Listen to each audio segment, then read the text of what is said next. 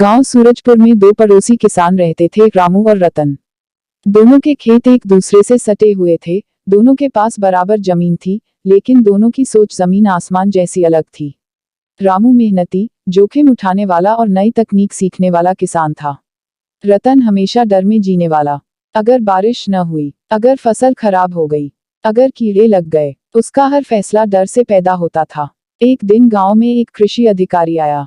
उसने बताया कि एक नई किस्म का बीज आया है, जो कम पानी में भी उगता है, जल्दी पकता है और दोगुनी पैदावार देता है।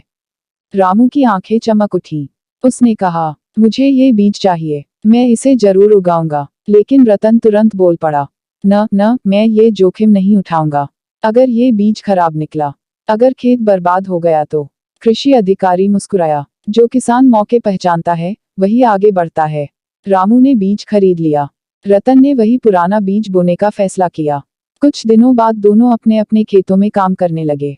रामू सुबह सुबह उठकर नई तकनीक से खेत तैयार करता, मिट्टी की जांच कराता, खाद सही माप में डालता और हर कदम सोच समझकर उठाता। रतन वही पुराने तरीके अपनाता। एक तरफ मन में डर, दूसरी तरफ रामू को देखकर ताने, देखना ये नया बीज बोकर पछताएगा, हम तो सुरक्षित हैं। लेकिन रामू के कदमों में आत्मविश्वास था।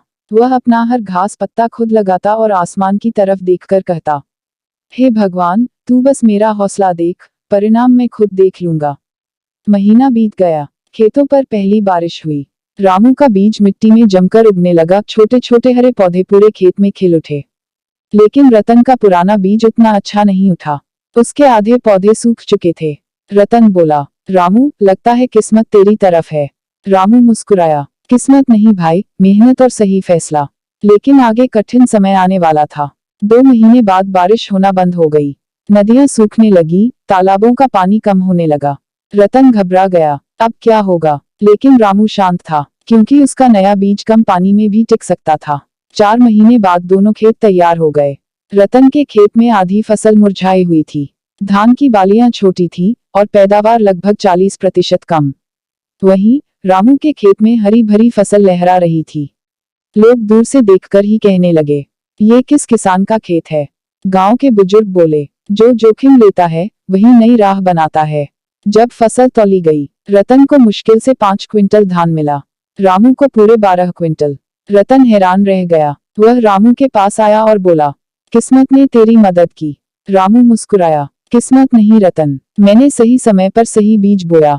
अगर मौका डर के कारण छोड़ देता तो आज मेरे खेत भी तेरे जैसे होते। अगले साल वही कृषि अधिकारी फिर गांव आया। इस बार उसने ज्यादा उन्नत बीज और आधुनिक खेती की जानकारी दी। रतन ने तुरंत रामू की तरफ देखा और बोला, इस बार मैं जोखिम लूंगा, मैंने पिछले साल बहुत खोया है। रामू ने उसके कंधे पर हाथ रखा और कहा, जो आदमी सीखता है वही आगे बढ़ता है भाई, चल इस बार मिलकर खेती करेंगे। दोनों ने साथ मिलकर नई तकनीक अपनाई, वक्त पर खाद डाली, ड्रिप सिंचाई लगाई और ऐसा लगा मानो खेत भी उनकी मेहनत का जवाब दे रहे हों। कुछ महीनों बाद दोनों की फसल खिल उठी। इस बार रतन की पैदावार भी दोगुनी हुई। उसने रामू से कहा, धन्यवाद यार, तूने मुझे सिखाया कि सही बीज, सही समय और सही हिम्मत जिंदगी बदल देती है। गांव के स्कूल में दोनों किसानों को बुलाया गया। बच्चे उनसे सीख लेना चाहते थे। रामू ने कहा, जिंदगी भी एक खेत की तरह है।